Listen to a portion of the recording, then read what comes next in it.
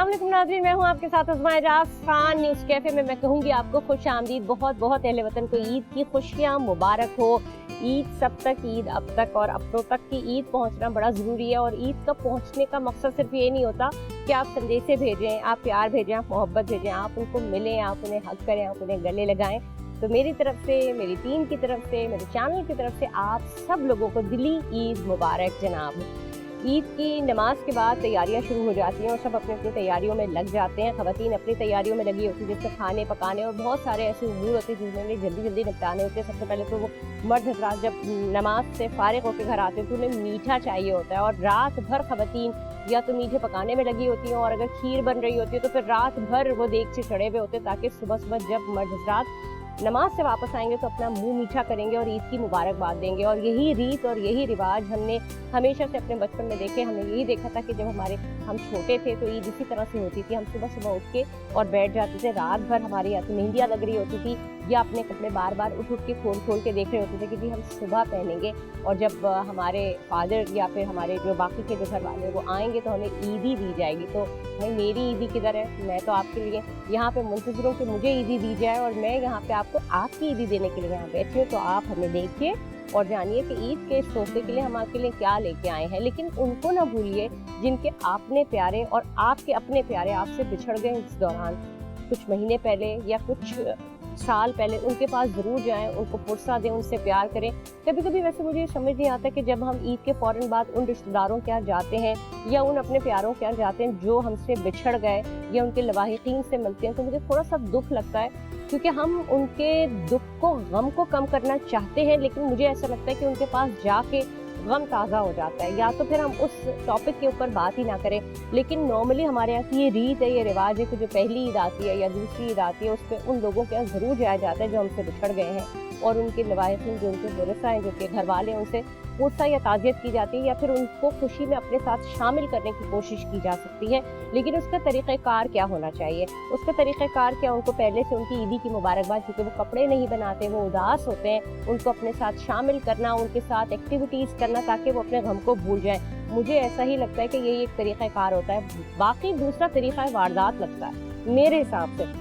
पता नहीं मैं गलत होंगी, क्योंकि मुझे ऐसा लगता है जब आप किसी के गम को पुरसा देने जाते हैं, जब आप वो बड़ी मुश्किल से 3-4 महीने में मुंदमिल हुआ होता है, लेकिन जब आप जाते हैं तो उनका गम ताज़ा हो जाता है। तो बेहतर ये होता है कि आप उस टॉपिक पर बात ना करें, उनसे प्यार करें, उनके लिए गिफ्ट लेके जाएं, बल्कि पहले से लेके जाएं। न सिर्फ ये कि ईद वाले दिन आप उनको जाके आप मिल रहे हैं, ईद वाले दिन उनके साथ एक्टिविटीज़ रखिए, उनको अपने साथ इंडल्ज रखिए, कहीं जाना है, कहीं आना है, उनको अपने साथ लेके जाइए, अपने घर पर बुलाइए, उनको इंगेज रखें ताकि वो अपना गम भुला कर उस ईद को एंजॉय कर सकें। लेकिन होता क्या है कि हम जब खुद भी रोते हैं, उनको भी रुला देते हैं, तो वो ईद जो है वो थोड़ी सी उदास हो जाती है। तो उदास मत बनाएं और खुद भी उदास मत हो, और उदासियां ना बखेरें और उदासियां ना समेटें। बस सिर्फ ये होना चाहिए कि मोहब्बत और प्यार के साथ, लोगों के साथ, इज्जत के साथ उनको बहुत ज़्यादा खुसूसी बना दीजिए, उनको इम्पोर्टेंट बना दें। लेकिन इसके साथ साथ अगर नाराज़गियाँ हैं, किसी से कोई तरक्की हो गई, किसी से कोई नाराज़गी हो गई, तो इतने प्यारे रोज़े, इतने प्यारा रमज़ान हमने गुजारा है, तो रमज़ान हमें दर्स क्या देता है? अभी तो हमारे ऊपर रमज़ान की छाप है, अभी अभी तो रोज़े गुजरे हैं, तो रमज़ान हम पे क्या असर छोड़ के गए? मोहब्बत, ईसार, रवादारी, प्यार, मोहब्बत, इसी सारी चीज़ों को लेकर रिश्तों को मजबूत करके मिल लीजिए गले, लगा लीजिए गले, भूल जाइए। और फिर तलाफियाँ ना कीजिए कि माफ़ी और तलाफी। जब गले लगा लिया तो इसका मतलब है गले लगा लिया। तो फिर आइए आज हम सब मिलके एक दूसरे को गले लगाते हैं और सबको ईद की मुबारकबाद देते हैं जनाब। प्रोग्राम का आगाज़ करेंगे सबसे पहले यार very happy good morning to all of you. और हम मोहब्बतें देते हैं, मोहब्बतें समेटते हैं, और जो ये महफिल सजाते हैं, जो ये लाउंज सजाते हैं, बेसिकली ये मोहब्बतों का ही एक इजहार होता है। पूरा रमज़ान का जो हमारा लाउंज था वो बेसिकली तालीम दी जा रही थी। मैं खुद भी तालीम देती थी और आप तक वो रसाई देती थी ताकि वो भी आप भी वो तालीम हासिल कर सकें। और जब हम बैठते हैं, जब अल्लाह का इनाम ये हमारे साथ आता है, तो फिर हम कुछ गपशप करते हैं, कुछ ईद की बातें करते हैं। तो जनाब आपकी मुलाकात कराते हैं। वैसे तो आप इन लोग को सबको जानते ही हैं और इन सब की आपकी मेरे प्रोग्राम में मुलाकात होती रहती है, कभी सियासी हवाले से, कभी किसी और हवाले से। और ये सब, ये जो हमारे मेहमान आते हैं, ये हमारे हिस्सा बने रहते हैं, हमारे लाउंज का, हमारे प्रोग्राम का, खुसूसी ट्रांसमिशन का हिस्सा बने रहते हैं। लेकिन आज चूँकि थोड़ी सी घरेलू बातें, थोड़ी सी हटके बातें, ईद की मुबारकबादों के हवाले से तारुफ कराते चलो। हुसैन थेबू साहब हमारे साथ मौजूद है, बहुत ही ज़बरदस्त बोलते हैं, सच बोलते हैं। कभी कभी लोगों को बुरा लग जाता है, लेकिन हमें बड़ा अच्छा लगता है क्योंकि सच बोलते हैं। बहुत बहुत शुक्रिया आपकी आमद का, आपको बहुत बहुत ईद मुबारक। शुक्रिया आपको, बहुत बहुत ईद मुबारक देखने वालों को, तमाम पाकिस्तानियों को, दुनिया में जहाँ जहाँ पाकिस्तानी रह रहे हैं उन सबको बहुत सारी ईद की मुबारक। बहुत बहुत शुक्रिया आपके आने का, शुक्रिया आपके वक्त निकालने का, शुक्रिया। आप लोग बस मौजूद होते हैं और हमारे लाउंज की रौनकों को आपका शुक्रिया कि आप बुलाती हैं और आपके प्रोग्राम में आके जो है वो हम बिल्कुल एंजॉय कर रहे होते हैं। ऐसे लग रहा है जैसे फैमिली जैसा आपसे, वैसे भी हमारा फैमिली वाला रिश्ता है। फैमिली एक हमारी, हम सब एक फैमिली है और हम सब फैमिली ही की तरह से मिलते हैं। और न सिर्फ ये, इसके बाद भी हम उसी तरह से मिलते हैं। साथ ही साथ मेरे बहुत ही मोअज़्ज़ज़ मेहमान ग्रामी मौजूद है। ताल्लुक़ तो आपका बहरहाल सियासत से है, लेकिन सियासत, रियासत और घरेलू रियासत बड़ा फ़र्क होता है इनमें। तो मैं आपका तारुफ कराती चलूँ। सरदार नज़ाकत साहब, रहनुमा पाकिस्तान पीपल्स पार्टी, कैसे हैं सर? अस्सलाम वालेकुम, बहुत बहुत आपको ईद की मुबारकबाद। आपको भी और आपकी पूरी टीम को, और जैसे शेबो साहब ने कहा, पूरी दुनिया में रहने वाले जितने मुसलमान हैं, ख़ास करके पाकिस्तान में रहने वाले हमारे बहन भाई, सबको दिल की अथाह गहराइयों से मेरी तरफ से और पाकिस्तान पीपल्स पार्टी के चेयरमैन बिलावल भुट्टो जरदारी साहब की तरफ से हम एहलियान पाकिस्तान को ईद मुबारक करते हैं। बहुत बहुत शुक्रिया, बहुत अच्छी आपने, बहुत ही खूबसूरत आपने मुबारकबाद दी अपनी पार्टी की जानिब से। और ये पार्टी पिलर्स होते हैं जो मुल्क को लेके चल रहे होते हैं और मुल्क की बका के लिए, अपने लोगों के लिए काम कर रहे होते हैं। तो हमने बात की सियासत और रियासत की, अब सियासत और रियासत से हट के ईद मनाई जा रही है। तो आप मुझे बताएं कि क्या, मैं सिर्फ आज ईद के दिन के हवाले से सबसे पहले तो बात करूं कि घर में क्या गहमा गहमी। देखिए, ईद तो बेसिकली होती तो बच्चों की है। और क्यों कहते हैं ये बात बच्चों की होती है? भाई हम सबकी होती है। हाँ, सबकी होती है, लेकिन बच्चा बच्चों के साथ हमारी ईद होती है। बिल्कुल। और डेफिनेटली इस वक्त जो पाकिस्तान के हालात है उसमें हमारी ईद तो अल्हम्दुलिल्लाह बहुत अच्छी बन रही है। अल्हम्दुलिल्लाह। और बच्चों के साथ और फैमिली के साथ, और जो मेहमान आते हैं या हम किसी के घर पे जाते हैं, ये सारी एक्टिविटीज़ होती हैं। और बड़ा अच्छा लगता है कि हम जो रमज़ान के बाद एक गहमा गहमी होती है ईद की, शॉपिंग, और उसके बाद सारी एक्टिविटीज़ जितनी होती हैं, मेहमानों का आना और लोगों का घुल मिल के रहना। और ख़ास करके जिस तरह आपने अपने इंट्रो में कहा कि जो दिल के अंदर जितनी नाराज़गी होती हैं, जितनी रंजिशें होती हैं, वो भुला के ईद वाले दिन सबको गले लगाते हैं। और एक ऐसा माहौल होता है कि जैसा इंसान समझता है कि इस वक्त मेरे पास खुशियों के अलावा कुछ नहीं है। और जैसे आम रूटीन के अंदर इंसान छोटी छोटी बातों पे हर्ट हो जाता है, परेशान हो जाता है, ईद के दिन ऐसे दिन होते हैं कि इन दिनों में इंसान वो सारी रंजिशें, वो सारे गम भुला के अपनों के साथ ईद बनाता है। और अब दोस्तों के साथ, रिश्तेदारों के साथ, जितने लोग होते हैं आपकी ज़िंदगी के अंदर, जितने इन्वॉल्व होते हैं, उन सब के साथ मिल के ईद को सेलिब्रेट करता है। और मैं समझता हूँ कि पाकिस्तान के अंदर जितनी खूबसूरत ईद होती है, ख़ास करके कराची में जो ईद होती है, वो हम सारे दोस्त मिल के, सारे फैमिली वाले मिल के सेलिब्रेट करते हैं। और अल्हम्दुलिल्लाह मैं शुक्र अदा करता हूँ अल्लाह की ज़ात का कि रमज़ान का जो एक मुक़द्दस महीना होता है, उसके बाद जो ईद होती है, उसमें लोगों के दिलों के अंदर भी बहुत सारी जगह गुंजाइश आ जाती है कि लोग एक दूसरे को माफ़ करने का जज्बा रखते हैं, एक दूसरे को टॉलरेट करने का जज्बा रखते हैं। तो मैं समझता हूँ कि ये बड़ी बात होती है। और ईद के मौके पे मैं ये पैगाम देना चाह रहा हूँ आपके व्यूअर्स को कि जितना आप बेहतर तरीके से और जितने अपनी खुशियों में उन लोगों को भी शामिल करें जो खुशियों में उम्मन शामिल नहीं होते और नहीं हो सकते, तो वो गरीब लोग और जो middle class, lower middle class लोग हैं, उन सबको शामिल करें। अपने जो एम्प्लॉइज़ हैं, ज़ाती मुलाज़िम, ड्राइवर या घर में काम करने वाले लोग हैं, उनको भी ईद की खुशियों के अंदर शामिल करें, ताकि ईद का जो हकीकी मकसद है, रंग है, वो पूरा हो सके। अच्छा, ये तो आपने बहुत अच्छी बात की, करना तो यही चाहिए उमूमी तौर पर। लेकिन हमने अपने बचपन में, शेबो साहब आपसे पूछूंगी, ट्रेडिशनल ईद होती क्या है? वो ईद थी जो हम अपने बचपन में गुजारते थे, या ईद ने रिवाइव किया है और अब हम जो ईद बनाते हैं वो भी ट्रेडिशनल है?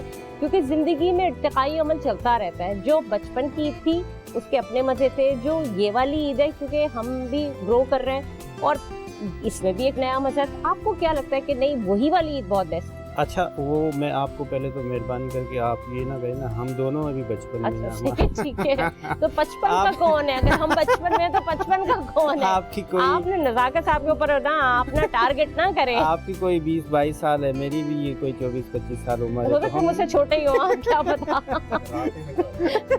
तो ये हमारा बचपन है। अच्छा जी, देखें, ईद लफ्ज़ ईद का पहले मकसद लेते हैं। लफ्ज़ ईद अरबी वर्ड है, इसका मतलब है खुशी। जी। कुरान में ये लफ्ज़ उस सूरत में आया जब हज़रत ईसा अलैहिस्सलाम हैकल सुलेमानी के अंदर गए और वहाँ पे जो यहूदी बैठे हुए थे उन्होंने कहा कि अगर आप वाकई खुदा के नबी हैं तो फिर आप हमें मन्नो सलवा मंगवा के खिलाएं आसमान से। फिर हज़रत ईसा अलैहिस्सलाम ने अल्लाह ताला को अर्ज़ की कि इनके लिए अर्ज़ से खाना भेजें और इनकी ज़िंदगी ईद बने। क्या बात है, ईद क्या? हम लफ्ज़ वहाँ से लिया है। सुभान अल्लाह। ईद लफ्ज़ का मतलब है खुशी, जुबलन। अब ये है कि आप खुशी कैसे दे सकते हैं? किसी को आप हंस के देख लें। देखें, ज़िंदगी में आपके सारे एस्पेक्ट्स हैं। कुछ ऐसे दिन भी हैं जहाँ पे हमें गम करना होता है, कुछ ऐसे दिन होते हैं हमें खुशी करनी होती है। ये जो ज़िंदगी हमारी 24 घंटे की एक लाइफ है, हम इसको कैलकुलेट कर रहे होते हैं कि इतने आवर्स हमने सोना है, 1 आवर हमने जो है वो फिटनेस को देना है, इतने 1 आवर हमने बच्चों को देना है, फैमिली को देना है, हमने अपनी जॉब को इतना देना है, बिजनेस को इतना देना है। इसी तरह ये ज़िंदगी की जो साइकिल है वो भी ऐसे कैलकुलेटेड हुई हुई है कि जिस दिन ईद है उस दिन आपने खुशियाँ देनी है। अब खुशियों का मतलब क्या है? वो है कि 10 दिन के वास्ते पैदा किया इंसान को, वरना अतात के लिए कुछ कम नहीं। आपके पड़ोस में आप देखें, वो उसका जो स्टैंडर्ड ऑफ लाइफ है, ये जो हमारे इस्लाम में सोशलिज्म है, और सोशलिज्म का मतलब है कि आप इक्वल लाइफ गुजारें। जमहूरियत का मतलब भी ये है। जमहूरियत का मतलब जमहूर से लिया गया है, एक अवाम के वोट और प्राइम मिनिस्टर का वोट, वो दोनों इक्वल हैं। तो हमें बराबरी का कहा गया है और हमारा इस्लाम भी ये कहता है। अगर हमारे ज़िंदगी में बहुत सारी इज्जत है तो उसको क्या करना चाहिए? दूसरे को देना चाहिए। ठीक, बहुत सबसे महंगी चीज़ क्या है ज़िंदगी? इज्जत। अगर आपके पास इज्जत बहुत ज़्यादा है ना तो आप दूसरों को दें। हाँ। अब आते हैं कि आपके पास पैसा है तो भी आपको दूसरों को दें। अगर आपके पास अगर इज्जत है तो आप दूसरे को देंगे ना। अगर आप इज्जत किसी को नहीं दे रहे हैं तो आपके पास वो दूसरी चीज़ है, फिर आपके पास है ही नहीं, फिर आपके पास वो दूसरी चीज़ है जो आप दे रहे हैं। ठीक है ना? तो ये खुशी इस बात को कहते हैं कि आप किसी को छोटी छोटी खुशी दें, ईद दें। अब आते हैं कि ईद का दिन बच्चों के साथ, मेरा बेटा है तो वो उसको बड़ा शौक होता है नमाज पढ़ने का। ठीक है, हाँ, एक तो वो मेरी तरह की ड्रेसिंग बनवाता है, जैसे मैं शलवार ट्विनिंग करते हैं। तब ये फादर एंड जो सन है वो ट्विनिंग कर रहे होते हैं। एक तरफ तो खवातीन मॉमी एंड डॉटर चल रहा है, तो इस एक तरफ फादर एंड सन चल रहा है। हाँ जी। अच्छा, उसको ये भी एक इशू होता है मेरे साथ कि वो उसको स्कूल में वो वहाँ पे उनको होता है कि जी ट्रिमिंग करें, वो पीटी होती है, ये होती है, तो वो बड़े बाल नहीं, तो वो कहता नहीं आप भी कम करें फिर। अच्छा। मेरे जितने बाल होंगे उतने तो ही मैं कराऊंगा, वरना नहीं कराऊंगा। वो उतने ही आपके बाल उतने ही होंगे। तो सुबह सुबह मैं उनको नमाज के लिए ले जाता हूँ, फिर वो आते हैं, फिर उनकी जो वालदा है वो सारा हमारा मीठा बना रही होती हैं। वो सबसे पहले दादी से आके मिलता है, वो उनको प्यार करता है, दुआएं लेते हैं, उनसे ईदी लेता है, फिर वो सारों को लूटता है। फिर मैं भी ईदी लेता हूँ अपनी माँ से, आज भी मैं ईदी लेता हूँ क्योंकि मैं तो बच्चा ही हूँ। मैंने तो आपको पहले ही बताया कि ये जिंदगी ना, इसको हम अगर कॉम्प्लिकेटेड करेंगे ना तो ये बहुत कॉम्प्लिकेटेड हो जाएगी। ठीक है ना? अगर हम इसमें आसानियाँ पैदा करेंगे ना तो फिर इसमें आसानियाँ हो जाएंगी। जैसे हमारे भाई हैं, ये तो बड़े आदमी हैं, जाहिर बात है पॉलिटिशियन, हम तो सादे सीधे लोग हैं ना। तो हम अपनी जिंदगी साहब आपके ऊपर तीर चल रहे हैं पूरे। नहीं, मैं सही बोल रहा हूँ कि हम अपनी जिंदगी बहुत सादगी से गुजार रहे होते हैं और सबसे मिल रहे होते हैं और बच्चों को भी घुमा रहे होते हैं कि ईद की असल तो एसेंस ऑफ ईद जो है वो जुबिलेंट है ना। तो हम अपने देखने वालों को भी ये कहेंगे कि ये जो ईद है ना, इसमें सबसे अगर कोई कुर्बानी आपने इस ईद पे देनी है ना तो किसी को माफ़ कर दें। ठीक है, जिसके ऊपर आपको गुस्सा है, हो सकता है उसको कोई परेशानी हो। अच्छा, लेकिन एक बात है ना, अगर आपको किसी को गुस्सा भी होता है ना, गुस्से से मुरादी अगर आपको किसी से नाराजगी होती है तो वो बहुत अपनों से होती है और उसकी रीजन भी अपनी ही बात होती है। रीजन क्या मतलब होता है कि आपको उनसे अगर प्यार है तो फिर आपका दिल दुखता है। अगर आपको प्यार ही नहीं है ना अगर उनसे, तो फिर कैसे दिल दुखेगा? तो फिर मैं इसी के ऊपर बात करूंगी, लेकिन नाज़रीन आप कहीं जाइएगा नहीं। और वो लोग जिनका किसी बात से दिल दुख गया है या आपका किसी बात से दिल दुखा है तो वो आपके अपने ही है। आपका दिल ही इसीलिए दुखा है क्योंकि वो आपके अपने, क्योंकि राह चलते तो किसी आदमी की बात से आपका दिल नहीं दुख सकता ना। तो बात यहाँ पे आती है कि उसकी इम्पोर्टेंस को समझें कि वो आपके अपने हैं, आपके प्यारे हैं, आपके जान का टुकड़ा है। तो आप उनको गले लगाइए। तो जनाब, ईद के रंग सबके संग और अब तक के संग मिलते हैं ब्रेक के बाद।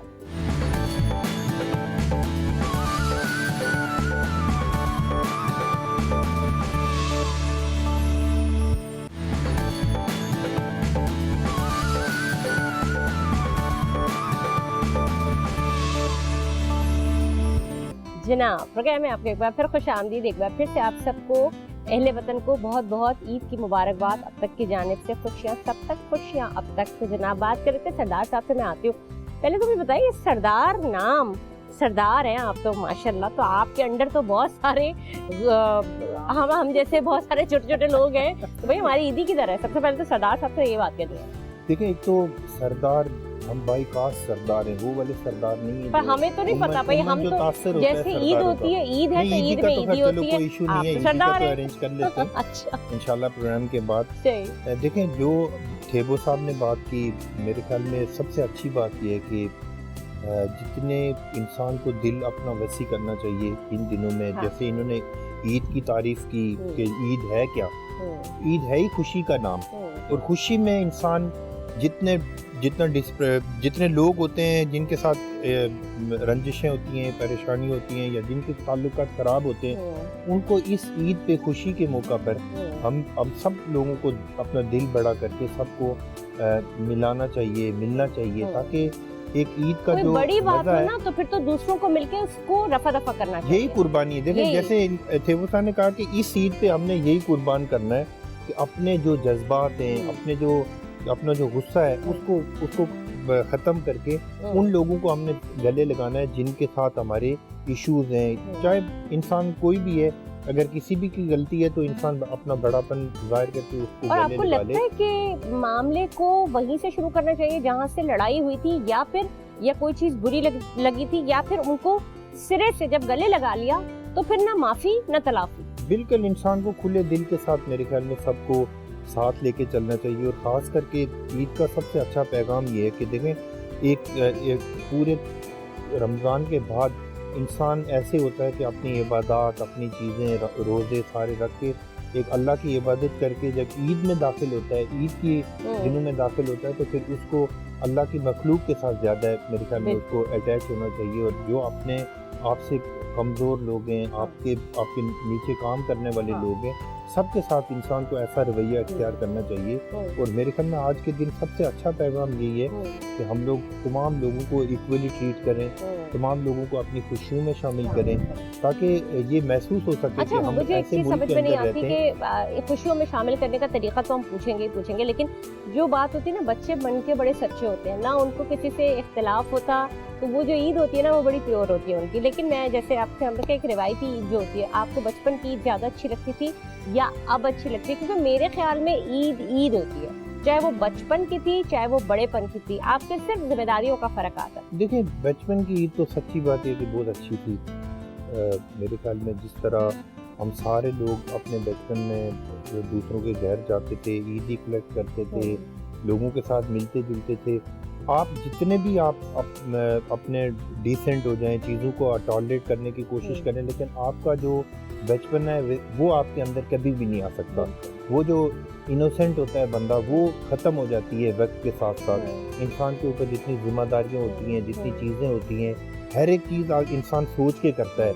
जिस एज में हम लोग हैं, इस एज में सारी चीज़ें देख के करनी पड़ती हैं, सोच के करनी पड़ती हैं, सोच कर बोलना पड़ता है। लेकिन वो ईद ऐसी ईद होती है बचपन की कि जिसके घर चले जाएं, चाहे आपका उसके साथ रिश्ता है या नहीं है, वो आपका पड़ोसी है, जो भी है, आप उसके घर चले जाएं तो डेफिनेटली आपको वहाँ पे उनको भी उसी तरह ट्रीट करेंगे। बच्चे उसी तरह ट्रीट करते हैं जिस तरह अपने रिलेटिव को या अपने नानियाल दादियाल वालों को ट्रीट करते हैं। तो मेरे ख्याल में बचपन की ईद बहुत अच्छी होती है। लेकिन एक चीज़ अच्छी बात है कि हमारा जो सोशल सर्कल है, जो हम दोस्त हैं, सारे हम लोग जितने लोग हैं, थेबो साहब हैं, हम सारे जितने लोग हैं जिनके सोशल कॉन्टेक्ट अच्छे हैं, तो उनकी आज भी बहुत अच्छी ईद होती है इंशाल्लाह। अच्छा, लेकिन सबको साथ मिलते हैं, वो आपकी बड़ी अच्छी बात है। लेकिन जो आपका बचपन की ईद थी, मैं दोनों के पास आऊंगी, जब उसमें जो चांद रात का एक कल्चर होता था, अब यंग बच्चे होते हैं, लड़कियां होती हैं, बच्चियां होती हैं, तो माएँ उनकी मेहंदी लगाने जा रही होती हैं, उनको मेहंदी लगवा रही होती हैं। लेकिन बॉयज़ क्या करते थे बचपन में चांद रात को स्पेशली?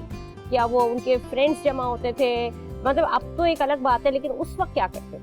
देखिए हमारा तो, हम तो कराची में ही रहे, सारी ज़िंदगी हमारी कराची में ही गुजरी है, तो हम कराची वालों के पास तो सी व्यू के अलावा और मेरे ख्याल में चांद रात या हैप्पी न्यू ईयर यानी वो वही जो का बाइक्स के बाइक खूब के वो ऊपर निकालना। जो भी, हम तो मेरे ख्याल में आज भी हम लोग चांद रात को सी व्यू जाते हैं, दोस्तों के साथ बैठते हैं, अच्छा रात गए तक। और मैं आपको एक चीज़ बताऊं कि रमज़ान की जितनी रातें गुजरी हैं, हम सब नमाज तरावी से फारिग होके सारे चाय पे, कॉफी पे, कहीं ना कहीं पे हम लोग अब सारे तो जमा कराची होते में हैं। इतनी सारी जगह है जगह बैठने की, बैठने बैठक के लिए करने और की, peaceful है। बहुत अच्छी peaceful है बात और है कि अच्छे देखें प्यार से इस रोशनियां मौके वापस आ रही पर, हैं। इस मौके पे एक चीज का मैं हाँ। इजाफा करना चाहता हूँ कि जो कराची का अच्छा एटमोसफेयर हाँ। हुआ, दहशतगर्दी और इंतहा पसंदी खत्म हुई, जी कहीं ना कहीं पे थोड़ी बहुत तो है, लेकिन हाँ। मेरे ख्याल में 95% मैं अपनी लॉ इन्फोर्समेंट एजेंसीज को, सिंध पुलिस को, मैं भी रेंजर्स सलाम को पेश और करती अपनी हूँ, आर्म बिल्कुल। फोर्सेज को, हाँ। सबको खराज तहसीन बिल्कुल, पेश करना बिल्कुल। चाहता हूँ कि हाँ। जिनकी बदौलत आज सारे लोग, आज भी शहर में बाहर निकले तो ऐसा लगता है कि हम एक से पूरम शहर में रहते हैं कि जिसमें स्ट्रीट क्राइम तो हैं, वो तो पूरी दुनिया में, न्यूयॉर्क जैसे शहर के अंदर भी स्ट्रीट क्राइम हैं, बहुत ज्यादा है लेकिन जो टारगेट किलिंग, बत्ताखोरी और जितनी सारी चीज़ें होती थी जिससे लोग डरते थे बाहर निकलते हुए, अल्हम्दुलिल्लाह सुम्मा अल्हम्दुलिल्लाह, इसका क्रेडिट अगर मैं आर्म फोर्सेस को और अपनी फोर्सेस के अलावा मैं अपनी गवर्नमेंट को भी देना चाहता हूँ, चाहे प्रोविंशियल गवर्नमेंट है, फेडरल गवर्नमेंट है, सबको इसका क्रेडिट देना चाह रहा हूँ। और ख़ास करके कराची के शहरियों को कि जिन्होंने बहुत मुश्किल हालात में सर्वाइव किया इस कराची के अंदर, और आज हमारा शहर अस्ता बस्ता शहर है, लोग एक रात को निकलते हैं, खुशियाँ बांटते हैं, रोशनियों का बड़ा शहर, कल्चर एक चेंज हो रोशनियों गया। का बिल्कुल शहर आपने बड़ी सही कहा, साबित कल्चर हो बड़ा रहा है। चेंज हो गया। अब आप देखें रमजानों में पूरी रात शहरी तक लोग सोते नहीं है और इंजॉय कर रहे होते हैं, खा पी रहे होते हैं। स्ट्रीट पे जितने आपके फूड स्टॉल्स होते हैं या आपकी फूड शॉपिंग है या स्ट्रीट शॉपिंग है, वहाँ पे सारे मौजूद होते हैं और एक रच जगह लगा हुआ होता है। इंजॉय करते हैं आप? देखें, इसमें तो सबसे पहले मैं ये कहूँगा कि आप पूरी स्ट्रीट पे अपना स्टॉल खोलना है, वो जल्दी से इस पे हमारी बातचीत रहती है। जल्दी से वो खोले तो हम उधर आके बैठेंगे। और जहाँ आप बार बार ये बात कर रही थी कि बचपन में, तो मेरा तो अभी बचपन ही है ना, तो मैं तो अपने बचपन की बात नहीं, मैं बताऊंगा। आपके पैदा होने वाली की बात कर रही हूँ। आप चले हम उस पे चले जाते हैं, जब आप पैदा हुए थे तब आप क्या करते थे? मुझे बच्चे बनना पता चाहते नहीं हैं। कहाँ से होते हुए आ रहे हैं, मुझे चेक करना पड़ेगा ये। तो अब मैं तो आज भी अपने, मेरी बेटियां हैं, मेरा बेटा है, मैं उनको लेके चला जाता हूँ और जाके वही हल्ला गुल्ला कर रहे होते हैं, जैसे मेरे बच्चे कर रहे होते हैं वैसे ही हम कर रहे होते हैं। बेसिकली ये खुशी क्या है? ये आपका इनर एक आवाज़ है। मैं आपको मज़े की बात मैं आपको बताऊं कि अभी एक रिसेंट सर्वे आया है जिसमें पाकिस्तान एशिया का सेकंड हैप्पीएस्ट नेशन है नेपाल वाह के वाह बाद। वाह, क्या बात की आपने। मैं अभी एक रील देख रही थी, किसी इंडिया में किसी ने उस पर रिसर्च की थी और एक कोई मॉन्क थे, कोई थे, उनके दिमाग की पूरी वो लगाई गई, उन पे मशीन्स लगाई गई और उनके एक एक दिमाग के पार्ट के ऊपर वो मशीन्स लगाई गई और जब उसका मुआयना किया गया तो he was the only one, the happiest man in the world. उनके दिमाग के सारे पुर्जों में से खुशी निकल रही थी। एग्जैक्टली, तो पाकिस्तानी नेशन भी ऐसे ऐसी है। अच्छा, हम बड़े जबरदस्त नेशन है, हम एक स्ट्रांग कौम है, हमें कोई फर्क नहीं पड़ रहा होता है। ये जो बाहर हमारी परसेप्शन बिल्डिंग की जाती है, बेसिकली हमारे हालात इतने भी खराब नहीं है। हाँ। जितने हमें बाहर पेंट किया जाता है, हमारी असल में जो बाहर होते हैं ना वो बेचारे डरते हैं, अदरवाइज बाकी हम लोग बहुत पीस में। ऐसा नहीं है। एक और रीजन भी है कि जो हमारे पड़ोस में हमारा जो दुश्मन है, जो हमसे 4 गुना एक बदबूदार मुल्क है, उसका एक ही एजेंडा है। उनके लिए पाकिस्तान ही टारगेट है और वो पाकिस्तान अफवाज, मिलिट्री, हमारे इंस्टीट्यूशन के साथ खिलाफ बोल रहे होते हैं। लेकिन मैं कहता हूँ आज हम अगर सुकून की सांस ले रहे हैं, हम यहाँ पे इज्जत के साथ बैठे हुए हैं, हम यहाँ पे बैठ के खुशियाँ मना रहे हैं, तो ये बिकॉज ऑफ वो जो हमारा जवान है जो बॉर्डर पे खड़ा हुआ है, जो हमारी वहाँ पे बॉर्डर पे खड़े होके हमारी पहरेदारी कर रहा है, पहरेदारी कर रहे हैं, अपनी जानों का नजराना, अपनी जानों का नजर, हम उसको सलूट पेश करते हैं। और मैं उनको आज ईद के मौके पे उन लोगों को स्ट्रांगली कंडम करता हूँ कि जिन लोगों ने इन शोधा की बेहरमती की। ख़ास तौर पे मैं खुल के बताता हूँ कि जो 9 मई का इंसिडेंट हुआ उसको कभी भी माफ़ नहीं करना चाहिए।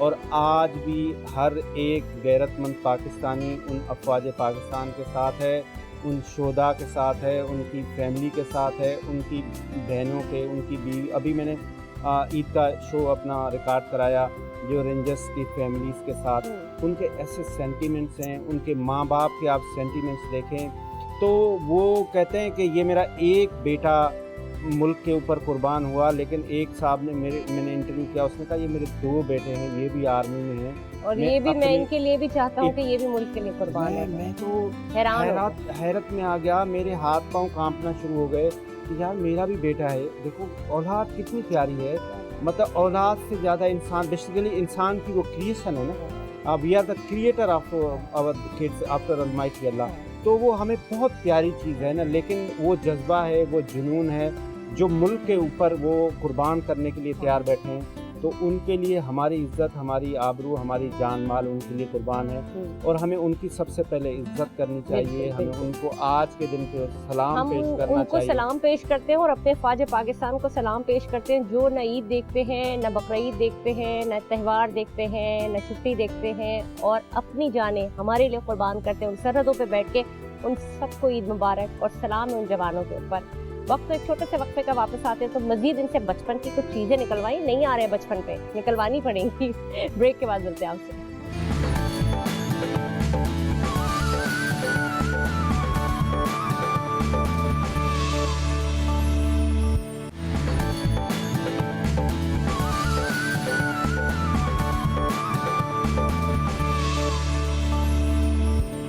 जनाब प्रोग्राम में आपको एक बार फिर खुशामदीद। ईद की खुशियाँ बांट रहे हैं, ईदियाँ समेट रहे हैं, ईदियाँ दे रहे हैं और ईद की खुशियों को बांटते बांटते मीठे बनाने, कभी कुछ और बनाना, कभी नए नए पकवान बनाने, इन्हीं में हमारी ईद गुजर जाती है और फिर आपके साथ बातें भी तो करना होती हैं, ये भी ज़रूरी है। तो मीठे में आपने क्या बनाया? मैंने क्या बनाया? मैंने एक बड़ा मज़ेदार सा मीठा बनाया, बड़ा डिफरेंट मीठा होता है, उसका नाम टिरामिसू होता है, लेकिन उसकी अलग अलग तरह की रेसिपीज़ होती है, लेकिन मैंने बनाया वो आइसक्रीम के साथ और जिसने भी खाया उसको इतना पसंद आया। और उस आइसक्रीम मैंने कौन सी डाली उसमें, वैसे तो आइसक्रीम का नाम नहीं लेना चाहिए, लेकिन क्योंकि अब वॉल्स हमारी ज़िंदगियों में ऐसे घुल मिल गया है कि कोई भी ईद हो, कोई भी त्यौहार हो, हम उसके बगैर नहीं रह सकते। तो वॉल्स आइसक्रीम, वॉल्स पेरालाइन अब ईद की मीठी दावत का हिस्सा क्रीमी कैरमल क्रंच आमंड ज़बरदस्त कॉम्बो के साथ मौजूद है। ईद का मीठा बना ज़बरदस्त किस्म का वॉल्स पेरालाइन के साथ सिर्फ और सिर्फ अपनों के साथ बैठ के इन लम्हों को एंजॉय कीजिए, वॉल्स खाइए और उसके नए नए फ्लेवर्स खाइए और अपने मीठों को आसान बनाइए, घर में बनाइए, बहुत सारी चीज़ें उसको वॉल्स के साथ आरास्ता कीजिए। मेरे पास बहुत सारी ऐसी रेसिपीज़ हैं जो मैं आपको वॉल्स के साथ उसको इंडल्ज कर सकती हूँ, लेकिन मेरे मेहमान यहाँ पे मौजूद हैं तो मैं चाहती हूँ वो भी इंजॉय करें। वो बड़ी ज़बरदस्त किस्म की आपने जो है वो मैडम आइसक्रीम मंगाई है जिसको हम इंजॉय करें, ज़बरदस्त तरीके से इंजॉय कर रहे हैं। और ईद का ये जो मीठी ईद है तो इसमें ऐसी डिलीशियस फूड होना चाहिए और वो आइसक्रीम जो आपने जैसे खिलाई है वो बड़ी ज़बरदस्त ये सब हमारे वॉल्स का कमाल है और वॉल्स ने हमें हमारे लिए चीज़ें आसान की हैं कि जब कुछ ना हो तो मैं हूँ ना, यानी वॉल्स है ना, उन्होंने हमारी ईद डबल कर दी डबल कर दी। अच्छा नज़ाकत साहब, बड़ी मज़े की बात होती है, बेसिकली नाम से आप सरदार तो हैं ही, लेकिन इसके अलावा भी अगर आप जिस ओहदे पे हैं पीपल्स पार्टी के, अगर आप ये ना होते तो आपकी ईद कैसी होती? क्योंकि अभी तो बड़ी जिम्मेदारियां होती हैं। देखिए पॉलिटिक्स में डेफिनेटली जब इंसान आम लाइफ से पॉलिटिक्स में जाता है, पॉलिटिकल वर्कर बनता है या सोशल वर्कर बनता है, तो डेफिनेटली उसकी जो लाइफ होती है वो ज़्यादा बिजी हो जाती है। तो हम पॉलिटिक्स में ज़ाहिर है ग्रास रूट लेवल पे हम पॉलिटिक्स कर रहे हैं, हम सारे दोस्त जितने भी हैं पार्टी के उनके साथ हमारा इंटरेक्शन रहता है, अपनी लीडरशिप के साथ, हमारी जो कराची डिवीजन के प्रेसिडेंट हैं, सिंध के प्रेसिडेंट हैं, सबके साथ हमारा मिलना जुलना भी होता है, ईद भी मिलते हैं, ईद भी मिलते हैं, फिर चेयरमैन साहब घर तो नहीं हर्ट होता, कहीं ऐसा तो नहीं होता कि घर कहीं पे थोड़ा सा हर्ट हो रहा है क्योंकि आपकी लीगल और आपकी जो पार्टी की जो पॉलिटिकल आपकी जिम्मेदारियां ज्यादा, पॉलिटिकल वर्कर जो होता है या जो सोशल वर्कर होता है उसको डेफिनेटली उसका घर सफर करता है, सेक्रीफाइसेस करनी पड़ती हैं, चीज़ों को मैनेज करना पड़ता है, लेकिन अल्हम्दुलिल्लाह हमें घर में भी टाइम देना पड़ता है और ज़ाहिर है पॉलिटिक्स के अंदर भी टाइम देना पड़ता है, क्योंकि हमें ज़ाहिर है पॉलिटिक्स में हम अपनी पार्टी के शुक्रगुजार है कि पार्टी ने हमें इज्जत दी हुई है, उसकी वजह से हम बहुत सारे अपनी लीडरशिप के साथ बैठने का मौका मिलता है, चेयरमैन साहब के साथ बैठने का, मिलने का मौका मिलता है, बैठने का मौका मिलता है अपनी सारी लीडरशिप के साथ, और डेफिनेटली टाइम को मैनेज करना पड़ता है। और जो पॉलिटिकल वर्कर होता है या सोशल वर्कर होता है उसकी लाइफ मेरे ख्याल में आम जो रूटीन की जो जिंदगी होती है उससे हटके होती है, उसका कोई टाइम, उसकी कोई टाइम नहीं होती। ये बताइए कि अभी आप इस ओहदे पे अगर आप प्राइम मिनिस्टर होते या पार्टी चेयरमैन होते तब कैसे ईद मनाते हैं? देखिए पार्टी चेयरमैन तो हमारे चेयरमैन बिलावल नहीं भुट्टो सरदारी साहब होने का तो मेरा तो सवाल है बल्कि दुनिया में यंगेस्ट वैसे कि चेयरमैन है। हाँ। हम तो अपनी लीडरशिप के साथ हैं और डेफिनेटली उनकी अपनी रिस्पॉन्सिबिलिटीज है। हम्म। जैसे हमारा सोशल सर्कल हाँ, एक छोटा सा सोशल सर्कल है, उनका पॉलिटिकल बड़ा उसी वर्कर तरह का से। और सोशल वर्कर का एक सर्कल है। हम्म, इसी तरह पॉलिटिकल पार्टी की जो लीडरशिप होती है, कराची का प्रेसिडेंट उसकी डिफरेंट हम्म, प्रायोरिटीज होती हैं कराची की हद तक। जैसे हमारे सईद गनी साहब है कराची के प्रेसिडेंट है, निसार खोड़ो साहब हैं सिंध के प्रेसिडेंट है, बिल्कुल। उनकी तो पूरे सिंध की सबकी जिम्मेदारियां हैं। मैं कभी कभी सोचता हूँ कि निसार साहब किस तरह मैनेज करते हैं पूरे सिंध को, पूरे सब लोगों को इंटरटेन करना, उसके उनके इशूज को सुनना। इसी तरह कराची के प्रेसिडेंट, फिर हमारे चेयरमैन बिलावल भुट्टो सरदारी साहब की जो प्रायोरिटीज़ हैं, न कि सिर्फ पाकिस्तान के अंदर बल्कि इंटरनेशनल जितने रिलेशंस हैं उनको रिव्यू किया है उन्होंने। जब वो वज़ारत वज़ीर ख़ारजा बने तो उन्होंने पूरी दुनिया के अंदर जो मोहतरम बेनज़ीर भुट्टो शहीद के साथ जो पाकिस्तान की पूरी दुनिया में एक रिलेशनशिप थी उसको रिव्यू किया चेयरमैन साहब ने। तो उनको तो पूरी इसी तरह पूरी दुनिया में लेकिन अपने वही बात है रिलेशन ना को कि देखना इसके पड़ता साथ है। साथ ही आप ये जो रिलेशनशिप बिल्डिंग होती है, आप एक तरफ आप घर को देखते हैं, फैमिली को देखते हैं, उनको मुबारकबादें दे रहे होते हैं, फिर उसके साथ साथ आपका पॉलिटिकल बैकग्राउंड, उनको मुबारकबादें देना, फिर उसके डिनर्स होते हैं ईद के वो अटेंड करना, फिर वो जो ईद मिलन पार्टीज होती हैं उनको अटेंड पार्टीज करना। होती हैं। ये मैं आपको बता रहा हूँ ना कि सोशल वर्कर या पॉलिटिकल वर्कर जो होता है, खास करके जो पॉलिटिकल वर्कर होता है, मैं अपनी पार्टी की बात करूँगा।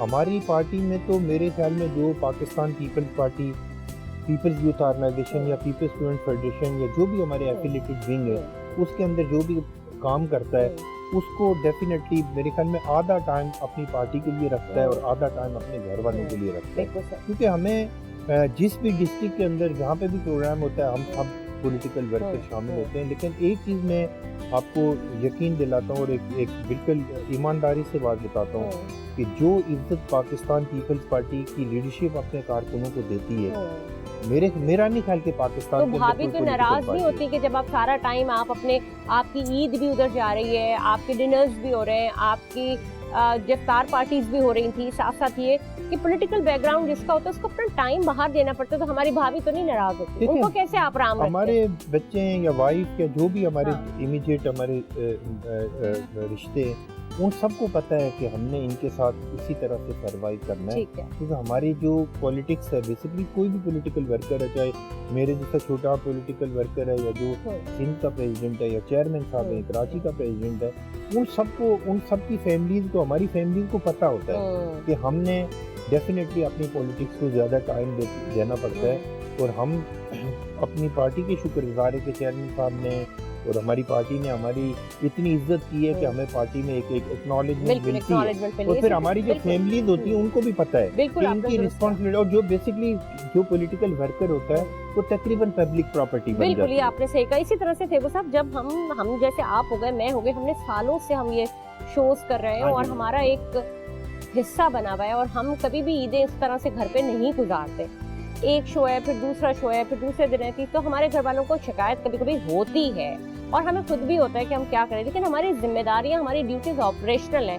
तो आपके साथ भी ऐसा होता है? आप कैसे कंफर्ट जोन में लाते हैं फैमिली को कि भाई अब क्या करें, ये सब भी है? असल में ये जो हमारी जॉब है और आपकी जॉब है ना, ये हम भी एक सोल्जर ही हैं। जिस तरह से हमने ब्रेक से पहले बात की कि जो हमारे अफवाज पाकिस्तान के हमारे नौजवान बॉर्डर पे खड़े हुए हैं वो हमारी हिफाजत कर रहे हैं, तो हम लोगों को इंटरटेन कर रहे हैं। हम उनका पैगाम दे रहे हैं ना, हम उनका पैगाम हम दे रहे हैं। हम स्पीकर है ना, हम वो मैसेंजर है जो उनका Exactly. चीजें लोगों को हमारे पाकिस्तान में इंटरटेनमेंट के हाँ। दो रिसोर्सेज हैं। हाँ। या तो आप टीवी खोल के बैठ के हाँ। कोई टॉक शो देख हाँ। लें, कोई मॉर्निंग शो हाँ। देख लें, कोई आप जैसा अच्छा खूबसूरत मॉर्निंग शो देख लें, या होटलिंग करें, बस, या इसके तो अलावा बाहर कुछ चले जी खाना खाएं और हाँ। कोई सोर्स ऑफ हाँ। एंटरटेनमेंट अच्छा, नहीं है। घर में भी अब काफी ज्यादा लोगों को होगा कि जी आउट गोइंग करना है या डाइनिंग आउट करना हाँ है, जी, अब इसके अलावा एंटरटेनमेंट है नहीं है कोई। नहीं ना तो कोई। अब आपने तो आप अपना जो है अपना डाइनिंग टेबल भी बाहर खुद ही सजा ली है तो उसके लिए क्या किया जाए? बच्चों ने कहा कि नहीं जी, खाना तो हमने अब्बा के उसमें नहीं खाना है, हमें कोई नई चीज ट्राई करनी है, तो उसके लिए क्या करते हैं? अच्छा, मैं इसके लिए ना पूरी एक, जैसे पहले भी मैंने ब्रेक से पहले अर्ज किया कि जिंदगी को आप कैलकुलेशन पर गुजारेंगे ना, आपने अगर एक भी चीज़ को, किसी को इग्नोर किया, आप अपनी ज़िंदगी, अगर आपने हेल्थ को इग्नोर किया तो भी आपके लिए, अगर आपने फैमिली को इग्नोर किया, तो आपने बहुत ही बुरी माँ है, अगर बहुत फैमिली को बड़ी- तो क्या, तो बहुत ही आप बुरी। अपने करियर को इग्नोर हाँ। किया, आप अपने प्रोफेशनल लाइफ को, आप अपनी स्टडी, तो ज़िंदगी को बैलेंस रखने हाँ, के लिए हाँ। खुशी के साथ ये सारी चीज़ें, तो अल्हम्दुलिल्लाह मैं अपने बच्चों को फुल टाइम देता हूँ। मैं अपने बच्चों के साथ मैं क्रिकेट भी खेलता हूँ, मैं बच्चों को बाहर आउटिंग के लिए भी ले जाता हूँ, मुल्क से हाँ। बाहर भी लेके जाते हैं। हाँ, मुल्क के बाहर भी ले जाता हूँ, और उनको ये भी पता है कि अगर आज हमारे फादर बिजी हैं तो ये फिर हमें कंपनसेट भी देंगे। कंपनसेट करेंगे। अच्छा नज़ाकत साहब, जैसे या बड़ी मजे की बात है, अब आपने इस चीज़ को तो आपने हटा दिया कि जी मैं पॉलिटिकल मैं फिगर हूँ, तो उस वजह से मैं फैमिली को इतना टाइम नहीं दे सकता। अब मैं आपको आपकी पर्सनालिटी को मैं चेंज करती हूँ एक एक्टर से। आप एक एक्टर हैं जो आप काम भी करते हैं दूसरी जगह पे, अब आप एक एक्टर भी हैं और आप एक प्रेजेंटर भी हैं। हम भी बेसिकली समटाइम्स एक्टिंग कर रहे होते हैं, आप एक प्रेजेंटर भी हैं। So how do you feel like आप किस तरह से उसको सेलिब्रेट करेंगे और किस तरह से आप उस ऑरा से निकल के एक एक्टर के ऑरा में? एक तो डेफिनेटली ज़ाहिर है, आपने कहा कि एक्टर के हवाले से जो सेलिब्रिटी होती है, आप हैं, फेबो साहब हैं, आप तो माशरे का एक फेस होते हैं।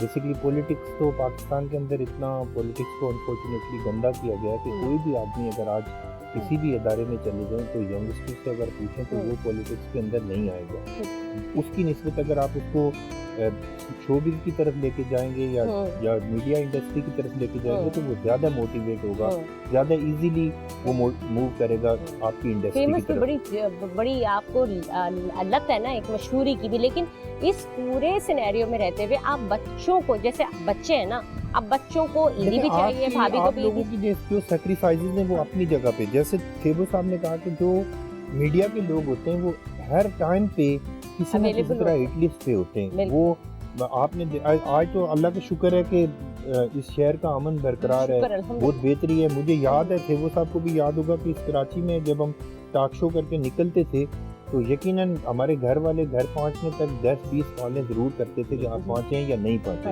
हमने वो दौर भी देखा है कि इस कराची में 1-2-3 गिन के शहर को बंद किया जाता है। मैं किसी के ऊपर कोई पॉइंट स्कोरिंग आज के दिन नहीं करना चाहता, लेकिन जो आप लोग काम कर रहे हैं, चाहे आप सोशल वर्क कर रहे हैं एक्टिंग की दुनिया में या आप शोबिज़ की दुनिया में या आप मीडिया इंडस्ट्री से रिलेटेड है, आप सारे लोग वो काम कर रहे हैं कि जिसको बहुत ज़्यादा अप्रिशिएट करने की ज़रूरत है, ना कि सिर्फ आम लोग उसको अप्रिशिएट करें। मेरे ख्याल में गवर्नमेंट सतह पे मुझे ये भी उसको बताया ना, ठीक है ये तो अपनी जगह, लेकिन जो आपके राइवल्स होते हैं या जो आपके ओपोनेंट पार्टीज होती हैं, आपके जो कलीग्स हैं, चाहे वो कोई भी पार्टी से बिलोंग करता हो, तो आप लोग जब आउट ऑफ द साइट होते हैं, यानी कि आप अगर स्क्रीन पे नहीं होते, स्क्रीन पे तो मोबाइल से चल रहे होते हैं, बहसबाजी चल रही होती है, तो आप लोगों का आपस में क्या बिहेवियर होता है? ईद की मुबारकबादें कैसे देते हैं? तोहफ़ भेजते हैं? देखिए, अनफॉर्चुनेटली पाकिस्तान के अंदर एक पॉलिटिकल पार्टी है जिसने बहुत ज़्यादा पॉलिटिक्स को गंदा किया है। मैं नाम लेना चाहता हूँ तहरीक इंसाफ को, और उसके सारे लोग तो बुरे नहीं हैं, हर जगह अच्छे लोग भी होते हैं, बुरे लोग भी होते हैं। जिस तरह फेबो साहब ने अपनी बात में कहा कि जिस तरह 9 मई को हमारे आर्मी इंस्टॉलेशन पे हमले हुए, जिस तरह अभी ट्रेन हादसा हुआ बलूचिस्तान के अंदर, उसको जिस तरह पेंट करके पूरी दुनिया के अंदर पेश किया गया और जिस तरह हमारे आर्म फोर्सेस को टारगेट करने की कोशिश की गई, इसी तरह जो गालिब गलौज की पॉलिटिक्स है वो पाकिस्तान के अंदर अनफॉर्चुनेटली ये 2013 के बाद इंट्रोड्यूस हुई है। उससे पहले या आज भी जो पॉलिटिकल वर्कर हैं या जो हमारे सोशल वर्कर हैं, वो सारे उनके डिफरेंट ओपिनियन ज़रूर हो सकते हैं, वो हमारे दूसरी पॉलिटिकल पार्टी के उनकी सोच, नज़रियात, उनके अकायद डिफरेंट हो सकते हैं, लेकिन हम तो जमात इस्लामी जैसी पॉलिटिकल जो पार्टी है, लेकिन फिर भी प्योरली मजहबी पार्टी है। मैं एक बात आप बिल्कुल सही कह रहे हैं, लेकिन फिर भी सब इधर उधर लुढ़कते फुड़कते रहते हैं। मतलब इसका मतलब है कि गठजोड़ तो है ना, प्यार मोहब्बत तो है, ईद पे तहफ़ जाते हैं, मोहब्बतें जाती हैं, माशरे के लोग हैं ना। आप अगर यहाँ पे अब तक न्यूज़ पे हैं तो थेबो साहब भी किसी चैनल पे काम कर रहे हैं ना, तो आपकी इंटरेक्शन चीज़ें तो रहती है ना। इसी तरह पॉलिटिक्स के अंदर भी, और ख़ास करके मैं मोहतरमा बेनज़ीर भुट्टो शहीद को इसका क्रेडिट देना चाह रहा हूँ कि मोहतरमा बेनज़ीर भुट्टो शहीद ने जो रिकन्सिलिएशन की पॉलिसी थी वो अमली तौर पे पाकिस्तान के अंदर इंट्रोड्यूस करवाया, और उसकी इम्प्लीमेंटेशन 2008 में जब पाकिस्तान पीपल्स पार्टी की फेडरल गवर्नमेंट बनी तो उस वक्त आसिफ अली जरदारी साहब ने तमाम लोगों को रिकन्सिलिएशन के ज़रिए तमाम लोगों को साथ बिठाया, मिलके रिकन्सिलिएशन की। और आज के दिन भी मैं गवर्नमेंट ऑफ पाकिस्तान से, प्रेसिडेंट पाकिस्तान से, आपके चैनल की तरफ से मुतालबा करना चाहता हूँ कि पाकिस्तान की तमाम पॉलिटिकल फोर्सेस के साथ जो लोग हमारी लॉ एनफोर्समेंट एजेंसीज के खिलाफ है, जो 9 मई के कैल्पिट्स हैं उनको छोड़ के जो भी पॉलिटिक्स के अंदर इन्वॉल्व हैं, जो पॉलिटिकल वर्कर हैं, उनके साथ पॉलिटिकल डायलॉग भी होना चाहिए और हमारे मुल्क की जरूरत भी हम है। ईद का प्रोग्राम भी कर रहे हैं, तो मैं ये चाहूंगी कि जो आपके ओपोनेंट लोग होते हैं या आपकी जो बाकी की जो और पार्टीज हैं, आप लोगों का उनके साथ इंटरेक्शन रहता है, उनको भी पैगाम मोहब्बत दीजिए, ईद के तहफ़्फ़ुज़ भेजिए। हम लोग तो प्लेटफॉर्म है, यहाँ पे उनको दावत दीजिए मोहब्बत की, अमन की, हमारा प्यार। जितना भी डिफरेंस ऑफ ओपिनियन हो, लेकिन मैं समझता हूँ कि तमाम पॉलिटिकल वर्कर, तमाम सोशल वर्कर एक दूसरे की रिस्पेक्ट करते हैं और ये रिस्पेक्ट का रिश्ता तमाम पॉलिटिकल पार्टियों के दरमियान होना चाहिए। तो मैं आज की ईद के मौके पर पाकिस्तान की तमाम पॉलिटिकल पार्टीज को, पाकिस्तान के तमाम पॉलिटिकल वर्कर को दिल की अथाह गहराइयों से अपनी तरफ से और अपने पार्टी चेयरमैन की तरफ से उनको मुबारकबाद पेश करता हूँ और खुले दिल के साथ एक चीज़ का इजहार करना चाहता हूँ कि खुदारा पॉलिटिक्स के अंदर जो इज्जत एहतराम जो COD साइन हुआ था हमारा पॉलिटिकल फिगर्स के दरमियान, उसको अगर रिवाज करेंगे, उसको अगर इम्प्लीमेंट करेंगे तो पाकिस्तान के तमाम पॉलिटिकल क्या बात है, क्या बात की आपने, माशाल्लाह बहुत जबरदस्त आपने बात की है। सरदार नज़ाकत साहब पाकिस्तान पीपल्स पार्टी की जानिब से आप यहाँ पे मौजूद थे, सियासी हवाले से आपने बड़ी अच्छी बात की और ईद की खुशियाँ और मुबारकबादें सबको आपने दी, उन लोगों को भी जो आपकी पार्टी से बिलोंग नहीं करते लेकिन आपके कलीग्स जो हैं इस मुल्क के सियासत का हिस्सा है, सियासत के सुतूनों को एक साथ मिलके एक दूसरे के साथ अमन और खुशाइन बात भी करनी चाहिए और मोहब्बत का पैगाम भी देना चाहिए। ईद की आप सबको बहुत बहुत मुबारकबाद और खुशियाँ ईद की सब तक और खुशियाँ अब तक सबके लिए सब तक। तो जनाब एक वक्फे का वक्त हुआ जाता है, मुझे ब्रेक पे जाना है, लेकिन मैं साथ साथ आपका थैंक यू अदा करूंगी कि बहुत शुक्रिया आपका प्रोग्राम में आने का। आपने 4 चांद लगा दिए इस लाउंज को और इस मोहब्बत भरी बातों को जो बाकी के हमारे लोग भी सुन रहे हैं। आप सब तक बहुत बहुत ईद की दिली ईद मुबारकबाद। मिलते हैं एक ब्रेक के बाद।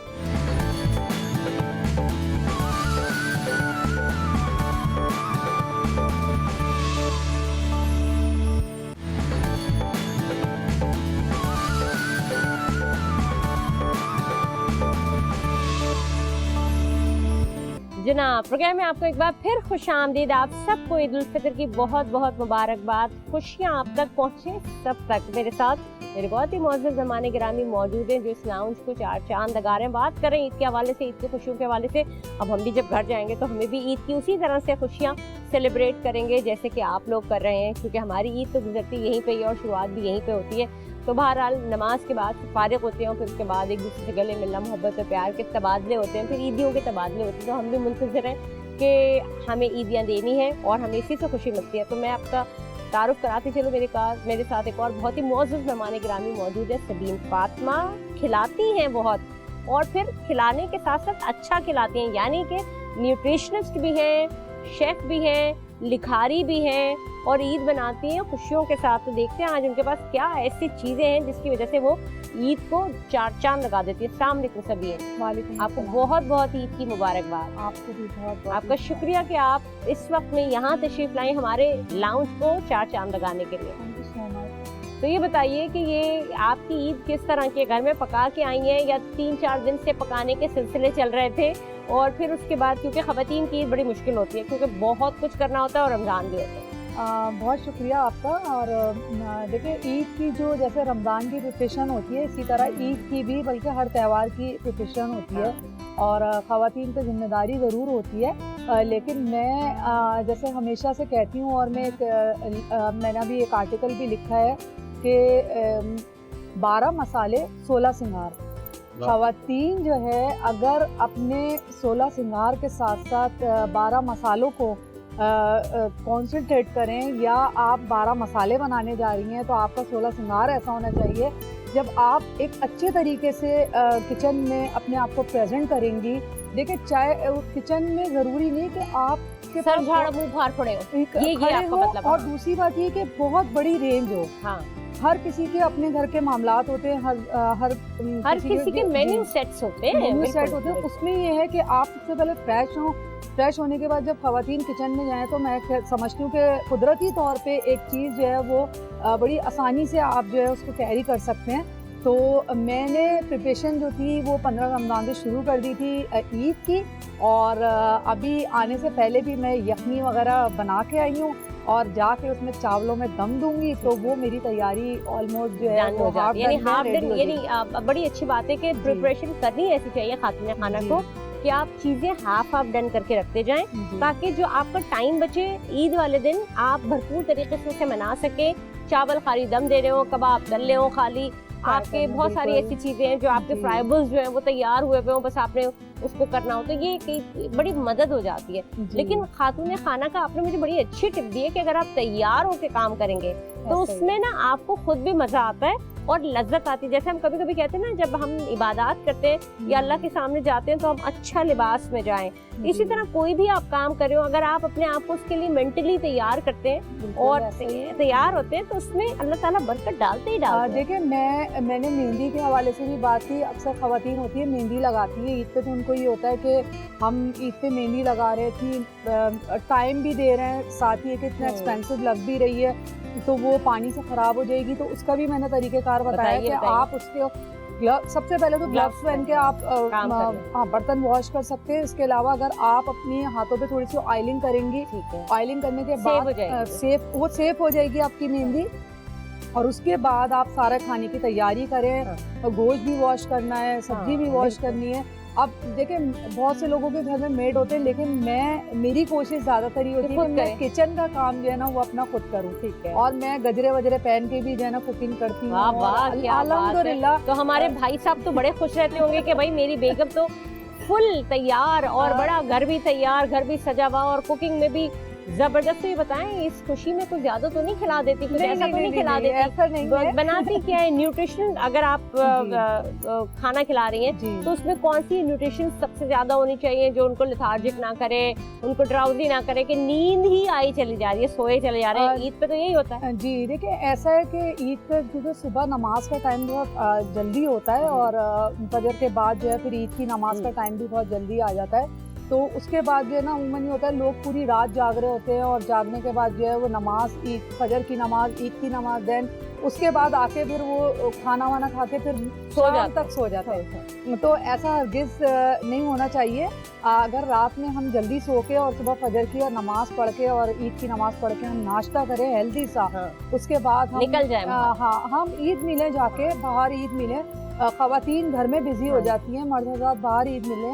उसके बाद ये कि दोपहर का खाना है, फिर आपका रात का खाना है। तो मैं ये कहती हूँ कि खाने की क्वांटिटी को अगर हम जो है डिवाइड कर लें, पोर्शन में कर लें, तो फिर उससे ये होता है कि आप खाना जो है पोर्शन में खाएंगे तो फिर आपको नींद या ये समझ लें कि जो आपको एक नकाहसी महसूस होती है वो महसूस लेकिन नहीं होगी। सबीन ये भी तो सच है ना कि चूंकि रोजे गुजरे होते हैं ना, जी रोजे गुजरे होते हैं तो आपकी बॉडी और मेटाबॉलिज्म रोजों के हिसाब से हो जाता है। जी अब अगर आप उसमें अननेसेसरी अब डालेंगे बिल्कुल। और फिर वो टाइमिंग उससे फौरी ईद होती है ना, टाइमिंग मैच नहीं करेगी, मैंने- बॉडी उसको एक्सेप्ट जी, करने में टाइम लगा। मैंने इसीलिए कहा कि अगर हम खानों को पोर्शन में पोर्शन करेंगे में स्मॉल तो फिर ये स्मॉल पोर्शन में कर लेंगे तो फिर उसमें ये होगा कि हमें वो चीज़ हैवी नहीं लगेगी कि हम रोजे रखने के बाद एक दिन आ रहे हैं और सब कुछ जो है ना वो खाने बैठ रहे हैं दस्तरखान पे जो हमें नजर आ रहा है बस वो सब खाना है। वो सब खाना है। हाँ। तो ऐसा है कि शीरखुरमा खाया सुबह नाश्ते में हाँ। और आपने कचौरियाँ वगैरह थोड़ी सी जी, खाई, जी। उसके बाद आपने लंच किया हाँ। तो फिर वो थोड़ा थोड़ा पोर्शन में खाएंगे तो फिर सही, एंजॉय सही, करेंगे। बिल्कुल। अरे देखो सब आपसे मैं बचपन वाली बात नहीं पूछूंगी, मुझे माफ कर दें, अब नहीं पूछूंगी। सवाल मेरा ये है कि जो मेरे बड़े वाले जो हजरात पे आ गए, भाई बच्चे हो या बड़े हो, नमाज पढ़ के आते हैं, नीचा खाया, जो घर के आसपास के लोग हैं उन्हें ईदी देना दिलाने का सिलसिला, उसके बाद जी उतारे शलवार कमीज और अपना रिलैक्स हुए और सो गए जाकर। ये कहाँ की? अच्छा, सबसे पहले तो मैं सबीन की बात से शुरू करूँगा कि हैप्पीनेस इज़ अ चॉइस, हाँ। अंग्रेजी का सेंटेंस है। क्या कह रही थी ये, जब अब मैं खाना बनाती हूँ तो मैं गजरे वजरे भी पहन के, और कुछ हमारी ऐसी ख़वातीन हैं जिनको अगर कहें कि आप किचन में चली जाएं तो उनको मौत आ जाती तो देखिए ना कहें भाई, ईद वाले दिन ना करें ऐसी बात, आपको खाना नहीं मिलेगा फिर तो सोच लें। देखिए ये हैप्पीनेस इज़ अ चॉइस ना। और दूसरी बात क्या है, दूसरी बात ये है कि अभी रमज़ान गुजर गया। हाँ। अच्छा, रमज़ान में हम अफ्तारी इस तरह से करते हैं जैसे हम थोड़ी देर के बाद वफात पा जाएंगे। इतना हम खाते हैं। और खाने के बाद वाकई बॉडी ऐसी होती है जैसे वाकई अल्लाह ना करे, अल्लाह Literally। माफ करे, लेकिन आपकी बॉडी टायर्ड हो जाती है जी, क्योंकि बिल्कुल। वो एक साथ आप वो सारी चीजें ले लेते हैं, या फिर आपके अंदर बॉडी में शायद शुगर इतनी तेजी से चली जाती है कि आप लेथार्जिक हो जाते हैं। अच्छा, मैंने रमज़ान से पहले ट्रैवल किया ना, मैं बाहर गया, मैं साउथ अफ्रीका गया था, तो मेरा 4 किलो वज़न बढ़ गया था। इतना खा के आए थे? इतना खा, क्योंकि जब आप ट्रेवल कर रहे हाँ, होते तो हैं खा फिर रहे आप होते वो हाथ डाइट नहीं साइड रुकता, हाँ। वो बड़ा कम, तो 2 से आते बोले। मैंने रमज़ान में 4 किलो वज़न कम किया, वही।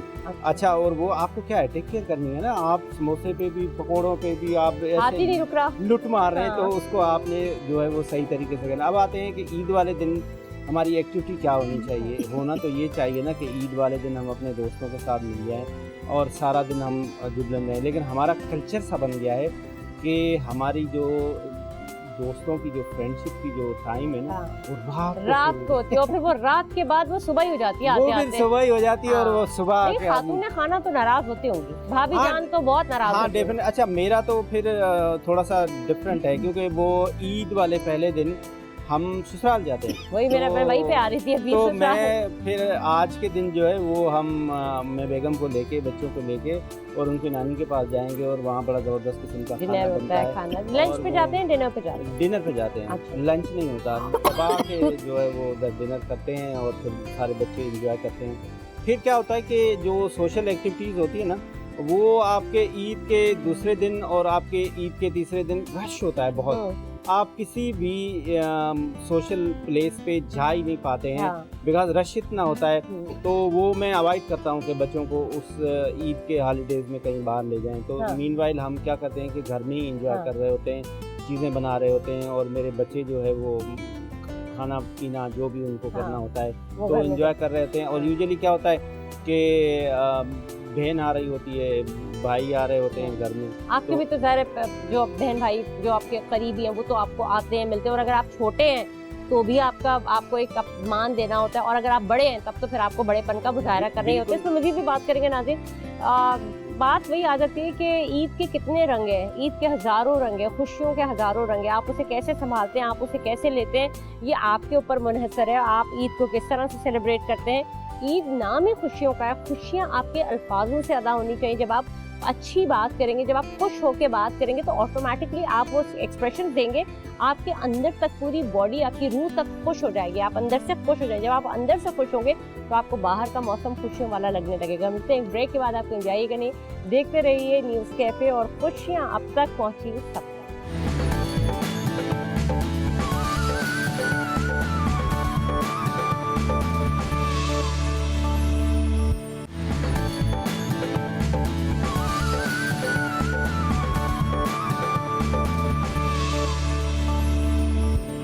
एक बार फिर से आपको खुशामदीद कहेंगे। इतनी प्यारी बातें हो रही है, इतनी मज़े मज़े की खानों की बातें हो रही हैं कि मेरा दिल चाह रहा है बस मैं घर जाऊँ, जल्दी से मज़े मज़े के पकवान खाऊं और बहुत मज़े का शानदार सा नाश्ता करूं, शानदार सी चीज़ें खाऊं, और उसके बाद आराम भी करूं, लेकिन फिर अपनी ईदियाँ समेटूं। क्योंकि वो ईदियाँ समेटने के बाद वो लिफाफे जो देने होते हैं ना, वो भी बड़ा एक गंभीर एक काम होता है। फिर उसके बाद बच्चों की ये फरमाइशें होती है कि नहीं मामा अलग देंगी, पापा अलग देंगे, और फिर उनको इतने इतने ज़्यादा लिफाफे उनको चाहिए होते हैं कि नहीं अब तो महंगाई हो गई है, ईद के और ईदी के रेट्स बढ़ गए हैं, तो भाई लिफाफे भी मोटे होने चाहिए। तो वो नापते हैं कि किसके लिफाफे ज़्यादा है। तो ये बड़ी मज़े की चीज़ें होती हैं। लेकिन उसके साथ साथ ये है कि बच्चियाँ अगर घर में हो या लड़के भी हो, अब तो लड़कों के अंदर भी बड़ा ये क्रेज़ आ गया है कि बाल बड़े खूबसूरत शाइनी होने चाहिए, बड़ा क्रेज़, एक ग्लोई स्किन होनी चाहिए, और जो बालों में बड़ा एक नेचुरल ग्लो आना चाहिए, नेचुरल शाइन आना चाहिए, ग्लेज वाली जो शाइन आना चाहिए बालों के अंदर, वो बड़ा आना ज़रूरी है। तो क्या वो मुमकिन है?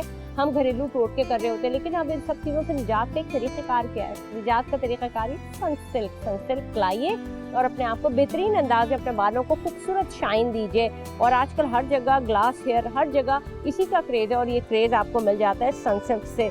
इसी तरह से ग्लास स्किन अब लोगों के लिए मुश्किल नहीं रही है, और ग्लास स्किन भी इसी तरह से होती है, ग्लो करती है वो स्किन। और जब स्किन ग्लो करती है तो फिर हर एक की नज़रें आपके ऊपर ज़रूर उठती हैं। तो वो ग्लो एंड लवली आपकी वो कमी को पूरा कर देता है। ग्लो एंड लवली आपकी स्किन में चार चांद लगा देता है और आपका चेहरा चांद की तरह चमकने लगता है। तो ये तैयारियां होती हैं ईद की, जो आप घरेलू टोटके नहीं कर सकते, तो आसान तरीका क्रीम्स लाइए, लगा लीजिए, बालों को अच्छे शैम्पू से वॉश कर दीजिए, और आपके बाल भी शाइन और आपकी स्किन भी शाइन करने लगेगी। तो ये तो मैं एक आसान तरीके बता रही होती हूँ, लेकिन आप इसके ऊपर ध्यान करती हैं कि आपकी स्किन भी बहुत ग्लो करे, आपके बाल भी बहुत शाइन करें, या बच्चियां जो घर में होती हैं। जी बिल्कुल, ये तो जैसे कि मैंने कहा कि औरत का हुस्न है 16 सिंगार। 16 श्रृंगार, तो उसमें तो सबसे पहले बाल हैं और फेस है, चेहरा है, हाथ पाँव है। तो अल्लाह ताला ने जो औरत को एक कहते हैं ना Full दिल package पे बना। नाजुक बनाया है, तो उसकी केयर करना भी तो बहुत जरूरी है। लेकिन अब सिर्फ औरतें जी। ही नहीं करती, अब तो मर्द हजरात भी करते हैं। बिल्कुल, मैं हमारा बचपन कौन वाले सा कसूर है? हाँ, नहीं तो भाई मैं भी आती हूँ इस तरफ। नहीं, मैं तो कहती हूँ करना भी चाहिए, क्योंकि देखें अगर आप अच्छे रहते हैं और तंदुरुस्त रहते हैं तो आप ऑटोमेटिक और अपने आप को भी अच्छा लगना जरूरी है ना, जी, आपका हक है ये। बिल्कुल वैसे ऐसे तो ही वो है। है ना, वजूद इज़्म से है तस्वीर कायनात में रंग, लेकिन वजूद मर्द से भी है तस्वीर देखिए, कायनात में। मैं तो हूँ ही खूबसूरत, तो मुझे इतनी ज़्यादा जरूरत नहीं है, लेकिन मेरी सही है। ज़िंदगी की एक कैलकुलेशन है, ठीक है। हाँ। मैं जो भी अर्न करता हूँ ना, हाँ। तो उसका मैं सर्टन परसेंटेज जो है वो मैं वेलफेयर करता हूँ। हर बंदा करता Charity होगा, करते हैं। हर मैं भी करता हूँ। थोड़ी सी जो भी हमारे हाँ, औकात है, हाँ। सर्टन अमाउंट मैं अपनी ड्रेसिंग पे रखता हूँ, सर्टन अमाउंट मैं अपनी हेल्थ केयर पे रखता हूँ। वाह। मैं ये सारे मैन्यू पे बिल्कुल नहीं कराए हाँ, हैं, बिल्कुल हमारा भी कराएं। हक बनता हाँ, है, बिल्कुल मतलब हम कराएं। कमा अब रहे तो हैं। भाई सारे मेंस सैलून इतनी बड़ी बड़ी जगहों पे खुले हैं, हाँ और जी, क्या उनके बिल्कुल। रेट्स हैं, हाँ जी, और बिल्कुल। क्या आउटस्टैंडिंग उनकी ग्रूमिंग होती है, उनके पूरे पूरे। अब मैनी पेडी वैसे भी जरूरी है, आपने देखा होगा कि अब शुगर के जो पेशेंट होते हैं उनको तो सर, वो लिख के दिया जाता है। हेल्थ के लिए भी हेल्थ बहुत के लिए बहुत जरूरी है जरूरी है। कि आपके पाँव में आप इतना चल रहे होते हैं, हाँ। हम इतना वॉक कर रहे होते हैं, तो वो मेनी पेडी आपके हेल्थ के लिए हाँ। भी डॉक्टर्स की एडवाइस है डॉक्टर्स एडवाइस करते कि हैं भाई तो ये mani-pedi जरूर कराना करवाएं, और बिल्कुल। आप इतने पैसे कमा के फिर मत लेकिन जाना। चांद रात को आप क्या करते हैं? आप चांद रात को सैलून सैलून जाते के- हैं? मैं मेंस हाँ की जी, चांद रात को मेरे बच्चे जो है वो कहते हैं कि बाबा हमें एक फिर आप अपने आप को बच्चा ना बोले, मैं भी आप बच्चा अपने हूँ। बार बार अपने बच्चे बोल रहे हैं तो मैं फिर सोच बच्चों लें। के साथ बचाऊँ ना, अच्छा, मैं अपने बच्चों के साथ, एक बड़ा बच्चा और एक बीवी मेरी बड़ी वो, हाँ, बच्ची, वो हाँ। भी जो है हम चले जाते हैं जी DHA के जो एक समंदर के साथ एक ठीक क्लब है। है, हाँ, वो उसके सामने समंदर भी है, हाँ। और उसके सामने चांद भी नजर आ रहा होता ओ है, वाओ, ठीक। हाँ, तो वो बच्चे उधर चांद भी देख रहे होते हैं, और उसके साथ साथ उधर वो खाना बड़ी भी खा रहे होते हैं। जबरदस्त अरेंजमेंट करते हैं अफ्तारी के बाद। हाँ। वो चूड़ियाँ भी होती हैं वहाँ पे, मेहंदी भी अच्छा, होती है, माशाल्लाह। और वो बड़े जबरदस्त, बच्चे जबरदस्त। वहाँ पे बड़ा एंजॉय। तो मैं कुछ भी हो जाए, चांद रात में बच्चों को वो जो समंदर वाला क्लब है, मैं उधर ले जाता हूँ, जरूर लेके जाते जरूर हैं। लेके और वहाँ जाता पे हूँ। ईद बाजार लगा होता है। हाँ, मतलब basically। वो मेरी उनके साथ अनकंडीशनल रिटन एग्रीमेंट है हाँ, वो तो कि करना ही भाई करना है। कुछ भी हो नहीं तो जाए। वो बच्चों के साथ करना है, या अनकंडीशनल अग्रीमेंट जो है वो बेगम के साथ है? बेगम के साथ भी है, बच्चों के साथ भी है, दोनों तो के चूड़ी मेहंदी तो वो चांद रात का ही मजा है। वो जो है ना। चूड़ी मेहंदी है वो आपको चाहे कुछ कर लें चांद रात के अच्छा, फिर आपको ना हर चीज का एनवायरनमेंट भी चाहिए, हाँ, ऐसा नहीं है कि खुशियाँ ही तो है ना। हाँ, इसी ईद मुकम्मल पैकेज है कि एक दिन की बात नहीं है कि एक दिन गुजर गया। लेकिन मैं आपसे भी जानना चाहूंगी सबीन कि इट्स अ कंप्लीट पैकेज। ये छोटी छोटी चीजें होती है ना, एट द मोमेंट, आखिरी मोमेंट तक, जी। ये नहीं आया, दुपट्टा खो गया, बेल नहीं लगी, ये जो आखिरी मोमेंट होते हैं ना, ये बड़ा मजे। एक्साइटमेंट अलग होती है। हाँ। और मैं अभी ऐसा हुआ 2 साल पहले जो है 5 बजे तक अजान हो रही थी फजर की, बाजार में थी। हाँ। तो मुझे दुकान वाले कह रहे हैं कि अब अजान हो रही है, अब मैंने मैडम कहा घर जाएं, बंद हाँ। कर दें। तो मैंने कहा नहीं, थोड़ी सी देर जरा मैं मैचिंग कर लूँ चूड़ियाँ बेटी की। तो आप यकीन करेंगे, जब मैं आ रही थी तो सुबह की रोशनी थी और थोड़ा सा अंधेरा था, और लेकिन शॉपिंग जो है ना सुबह 5 बजे तक भी ऐसा लगता है कि आपकी इनकम्प्लीट है। और जब आप तैयार होते हैं तो फिर उसका एक अलग एक मजा लेकिन होता है, आपको नहीं अच्छा लगता लगता है। कि शायद रमजान की वजह होती है कि हम इतने थक जाते हैं कि हमारे काम आखिर तक चल रहे होते हैं। लेकिन ज्यादा अच्छी बात ये नहीं है कि आप रिलैक्स्ड ईद गुजारें, यानी कि आपको जो भी शॉपिंग करनी है वो आप रमजानों से पहले अगर अपनी शॉपिंग और अपनी चीजें मुकम्मल कर लें, तो उसमें कम से कम जो आखिरी के जो लम्हात होते हैं, आपको पकाना भी है, खैर 1 महीने पहले आप पका के तो नहीं रख सकते, आपको कुकिंग पे भी ध्यान देना है, फिर आपकी अपनी हेल्थ, क्योंकि रोजों से आप ऑलरेडी वैसे थोड़ा सा हो जाते देखिए असल में डिपेंड करता है हर फैमिली के ऊपर। कुछ लोगों के साथ बजट का इशू भी होता है, सैलरी का इशू होता है, बिल्कुल। लोगों को ये एंड मैं टाइम पे सबको बता दूं, सारे लोगों को जो दिख रहे हैं भाई, अपने अपने लोगों के लिए जो आपके यहाँ काम करते हैं उन सबका ख्याल रखिए। और वो यही बात होती है कि चूंकि ज़ाहिर है इदारे ऐसे होते हैं कि कोशिश उनकी यही होती है कि इससे पहले उनको दे दिया जाए, ताकि वो अपनी शॉपिंग तो एटलीस्ट अपने एंजॉय तो कर सकें। जी। तो ये है कि जैसे कि मैंने बताया, जैसे खाना पोर्शन में देखिए म्याना रवि जो है ना मोस्ट इम्पोर्टेंट। अगर आप चीज़ों को एतदाल से लेके चलेंगे तो ना आपको हर्डल महसूस होगा, ना थकन, ना ये बहुत सारी चीज़ें होती है जो हमारे ऊपर बर्डन हो जाता है। अब हमने अपने ईद के कपड़े 15 रमजान तक बना लिए, उसके बाद हमने 2-4 दिन बाद जाके चप्पलें खरीद ली, फिर हमने ग्रोसरी कर तो ली। अच्छा मैं उसकी तरफ आ रही हूँ, आपसे पूछूंगी, बड़ी मजे की जी, बात है। जी। हम नॉर्मली बात कर रहे होते हैं, आजकल ईद का बड़ा एक ट्रेंड चल रहा है और ट्रेंडी शलवार कमीज है, जी। फर्शी शलवार कमीज, आपने भी उसी को फॉलो किया है? नहीं, वैसे मैं ज्यादातर जो है ना वो कोशिश करती हूँ कि मैं साड़ी वेयर करती हूँ, अच्छा। लेकिन ये वो भी मैंने अभी बच्चियों में, यंगस्टर्स में तो बड़ा ट्रेंड। हाँ बिल्कुल ट्रेंड चला, लेकिन ये कि शलवार कमीज को मैं ज्यादा प्रेफर करती हूँ बच्चियों के हाँ। ऊपर, वरना ये ट्राउजर शर्ट तो वो वेयर पहनती करते है, हैं। हाँ। लेकिन ये कि ईद पे खासतौर पे मेरी कोशिश होती है कि मैं, मुझे माशाल्लाह मेरी एक बेटी है और ग्रेजुएशन कर रही है वो, तो मैं तो उनको कहती हूँ अभी भी कि भाई आप जो आपको ड्रेसिंग करनी करें, लेकिन करें। एक कमीज शलवार हाँ। जरूर आपको पहनना है जो ईद की पहली सुबह पहननी है, हाँ। तो आपको ईदी मिलेगी, वरना ईदी नहीं अच्छा मिलेगी। अच्छा, तो सेबुत आप मुझे ये बताइएगा कि आजकल एक चीज तो बड़ी सियासत हो रही है, वो है फर्शी शलवार। तो जरा मैं जानना चाहती हूँ आपको क्या लगता है फर्शी शलवार क्या है? देखिए मेरी बात सुनिए, मैं तो freedom of express, freedom of express में बिलीव करता हूँ। देखिए बच्चों का भी राइट बनता है ना, अब जो भी ट्रेंड आ रहा है उनको करने दे, follow follow करने दे। मतलब अल्लाह ने अरे अगर मैं आपको बड़ी बात बताऊं, पड़ोसी मुल्क की हम बात तो कर रहे होते हैं, लेकिन वहाँ पे बड़ा ट्रेंड है इस बात का कि वो हमें बड़ा अप्रिशिएट कर रहे हैं हाँ कि जी। पाकिस्तानी ये जो फैशन फर्शी शलवार वाला है, और वो मटेरियल और उसके साथ बड़ी तारीफें हो रही हैं। और वो बहुत सारी चीज़ों हमारी को फॉलो कर रहे हो, तो मैंने कर रहे आपको होते हैं, ब्रेक से पहले सारे भी सारे बताया। गाने फॉलो कर रहे होते हैं। हमारी हमारी हैप्पीएस्ट नेशन है। हाँ। तो मैं कहता हूँ कि जो जो ट्रेनिंग में छोटी मोटी चीजें आ रही है ना, यही तो हैप्पीनेस है, यही यही तो तो ईद खुशी है। है। आप उनको खुशी दें। अगर उनका दिल कर रहा है कि हमने गोलगप्पे खाने हैं, हाँ। मेरे खाने बच्चों दे, को हाँ। गोलगप्पे पसंद है, मैं कहा खाएं, हाँ। आप लोग की हाँ। मर्जी है, आपने और गोलगप्पे। वैसे एक बात बताऊं, मुझे की बात है, आप अगर मैं अपनी पर्सनल बात बता रही हूँ, कभी कुछ खाने का बाजार का दिल कर रहा होता है तो बड़ी हाई फाई जगह जाके खाना खाना मुझे वो बिल्कुल नहीं पसंद। जो ठेले के खाने का मजा है ना, चाहे वो गोलगप्पे हो, हालांकि मुझे बातें बड़ी सुननी पड़ती हैं कि फिर पेट में दर्द होगा, फिर ये करोगी, फिर वो करोगी, इसी तरह पैटीज हो गए, लेकिन जो आम जगह का चीज होती है ना, हाइजीनिक उसका होती हैं। हाइजीनिक का पता नहीं, इतने गरम गरम तेल में हो गया, वो हाइजीनिक ना भी खत्म होगा ही तो हो हो गया। जाएगा, उसमें जरासीम क्या होंगे, ऐसा ही लेकिन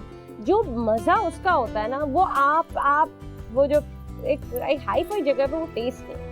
मैंने मतलब ये स्पेशली ये मैं इनकी बात करूँ, समोसे हो गए, पैटीज हो गए, गोलगप्पे हो गए, चाट हो गई, ये स्पेसिफिक जो बन कबाब ठेले का होता है, क्या उनकी बात है। चाय तो कोयटा की जो होती है ना, उसको चाय कोई- कोयटा की क्या बात है, ये जो चीजें है ना, ये हम कभी भूल नहीं सकते, ये हमारी ट्रेडिशन का हिस्सा है। लेकिन beyond all these things, Eid पे भी लोग बाहर क्यों खाना खाने जाते हैं? ईद पे तो घरों में खाना खाएं, ईद पे भी रेस्टोरेंट भरे हुए होते हैं। सभी ना बताइए। देखिए ऐसा सिलसिला होता है कि लोगों की कोशिश होती है कि पूरा रमजान लोग घर में ही मौजूद हाँ। होते हैं, और अफ्तार भी घर में कर रहे होते हैं, ज्यादातर लोग सहरी भी घर में कर रहे होते नहीं हैं। नहीं, कहाँ तो- इतनी सहरियां बाहर हो रही हैं, इतने इफ्तार बाहर हो रहे हैं, वो और फिर फूड पांडा ने सबकी जिंदगी आसान कर दी है। डिलीवरी में। वो एक लिमिटेड तबका है ना जो बाहर इन चीज़ों को अवेल करता है, लेकिन बहुत सारी फैमिलीज ऐसी हैं जो घर पे ही अफ्तार भी कोशिश करती हैं कि वो अफ्तार घर पे प्रिपेयर करें, और इसी तरह सहरी।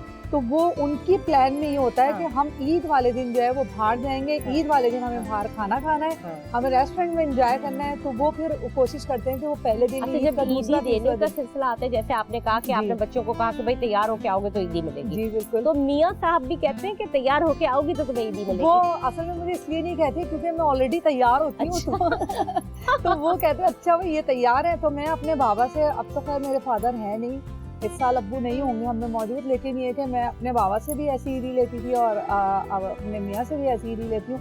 बल्कि अब तो हम अपने बच्चों से भी कहते हैं भाई अब हमें भी ईदी दे दो, अब हाँ। हमारे बड़े जो हैं वो चले गए, गुजर गए हैं, हाँ। चले गए, हाँ। तो अब हमें भी ईदी चाहिए। हाँ। तो अब्बू 20 रुपए ईदी देते थे, 20 से 30 रुपए करती, उससे ज्यादा नहीं की उन्होंने आज ईदी। मगर वो देते थे। हाँ देते थे भाई, हाँ। हाँ ये आप अप्पू अब तो 30 रुपए जाए। कर दे, अब तो हमारे बच्चे हो गए, अच्छा हाँ। वही सही है। तो हाँ। इसी तरह मियाँ अच्छा, भी वो है। ना वो जो नोट मिलते हैं ना बुजुर्गों के, जी, वो वॉलेट पे बड़े। रखने का मजा ही अलग है। बिल्कुल। आप भाभी को कैसे ईदी देते हैं? आप भी अच्छा। बोलते हैं कि तुम तैयार होके आओगी तो तुम्हें ईदी मिलेगी। मेरी जो बेगम है हाँ। वो लखनऊ की है, हाँ। बड़ी डिसिप्लिन, हाँ। उनकी हर चीज कैलकुलेशन। एक तो वो हर महीने अपनी ईदी लगाती है, ठीक है? हर महीने ईदी हर होती है। महीने उनकी एक हाँ। ईदी होती है ना, कि जी वो घर का सारा कुछ वो देखती हैं, ठीक ठीक है? वो मुझे घर का खर्चा देती हैं, और फिर वो खर्चा देती है या आप बजट देती होंगी या खर्चा आप देते हो? मुझे वो देती है कि हिसाब किताब। ये हाँ। पेमेंट है हाँ। जी, ये करें, और इसमें ये ईदी। अच्छा, फिर जो ईद का दिन आते हैं तो वो पहले से ले लेती हैं, रमज़ान में मुझसे ले लेती हैं कि ये मेरी ईदी है, ये मैंने इनको देनी है, ये बहनों को देनी है, ये बच्चों को देनी है, ये देनी है। तो ईद वाले दिन मुझे मेरे पास कुछ देने के लिए नहीं होता, बचता ही- उससे ले रहा हूँ यार थोड़ा सा कुछ उधार दे दो मुझे। वैसे सारे मर्द जो होते हैं ना वो खवातीन से, वाइफ से उधार ले रहे होते हैं कि भाई कुछ पैसे दे दो, वापस दे देंगे। और चूंकि बर्डन होता है ज़ाहिर है, और अब मेरा भी यही होता है कि ईद से पहले लिफाफे बन जाते हैं, वो उस दिन एक खड़बोंग नहीं मचती कि लिफाफे बना के नाम के साथ आपने लिख के रख दिए गए। लेकिन पुराने ज़माने में बड़ा अच्छा एक रिवाज था, अभी भी है कई जगहों पे, ईदी जाना। अब आप बेटियां चाहे कितनी बड़ी हो जाएं, लेकिन माँ बाप होते हैं तो वो ईदी भेजते हैं, जी, उसका जी, मजा ही अलग होता है। होता है ये सब चीजें मनाई जाती बिल्कुल ऐसा होता है। और हम जैसे कि हम देखते थे कि हमारी पुप्पी की ईदी माशाल्लाह से अभी तक जाती थी जब तक वो हयात थी, और इसी तरह हमारी भी ईदी आती है, हमारे भाई हमें ईदी भिजवाते हैं। और उसके साथ सिवैयाँ होती हैं और ड्राई फ्रूट होते हैं, मतलब खाने का जो एक सिस्टम होता है थाल में या ट्रे में कह लें, अब तो बास्केट वगैरह इतनी सारी चीजें आ क्या गई, क्या चीजें, लेकिन ईदी जरूर आती है। और ईदी के साथ साथ ये होता है कि भाई आपको अगर अपनी कोई ख्वाहिश का इज़हार करना है तो आप अपनी भी ख्वाहिश। अच्छा, ईदी में हमारे सबसे हैवी ईदी जो है वो हमारे बहनोई देते हैं। अच्छा, हमारे जो बड़े बहनोई है उनका इंतजार रहता है, अच्छा भाई ये कब मतलब उनका आएंगे। लिफाफा मोटा होता है। तो उनका इंतजार बहुत होता है कि भाई बड़े बहनोई है ना मेरे, माशाल्लाह से उनका होता है कि भाई उनका इंतजार होता है भाई ये आएंगे तो अब ये कि अब्बू नहीं है तो अब्बू के बाद अब अल्लाह उनको सेहत जिंदगी दे, उनकी ईदी का इंतजार तो हमेशा। जरा आप यहाँ पे उनको जरा कह दें कि इस दफा थोड़ा सा भारी कर दीजिएगा, थोड़ा सा लिफाफा, क्योंकि महंगाई बढ़ गई है। बिल्कुल महंगाई बहुत ज्यादा है और बजट भी आ चुका है। तो उनका नाम आमिर है, और आमिर भाई बहुत सारी ईदी जो है ना मेरी तो अलग से आप लेके आना है आपको, मैं इंतजार करूंगी ईद वाले दिन बहुत बहुत आपका। शुक्रिया। आज मैं साथ चाहूंगी कि आप भी कोई पैगाम देना चाहे हमारे देखने वालों को, घर वालों के लिए और सबके लिए मोहब्बत भरा पैगाम ईद का। एक तो जो मेरे बड़े भाई हैं वो मिनिस्ट्री ऑफ फाइनेंस में, वो बैंकर हैं। वाह, क्या बात है, उनसे तो बोलेंगे बस एक भेज दें। पाकिस्तान की एक सरकारी बैंक है, वो उनके हेड है, वो मुझे आज भी ईदी देते हैं। फिर क्या वो बात कुछ भी दे दें, लेकिन मेरे बड़े भाई मेरी वालिद की तरह हैं, वो मुझे आज भी ईदी देते हैं। मेरा मैसेज ये है ख़ास तौर पे हमारे यूथ के लिए कि ये पाकिस्तान हमारा है, हमें इस पाकिस्तान से प्यार करना चाहिए, हम इस अपने इंस्टीट्यूशन से प्यार करना चाहिए, हमें अफवाज पाकिस्तान से प्यार करना चाहिए।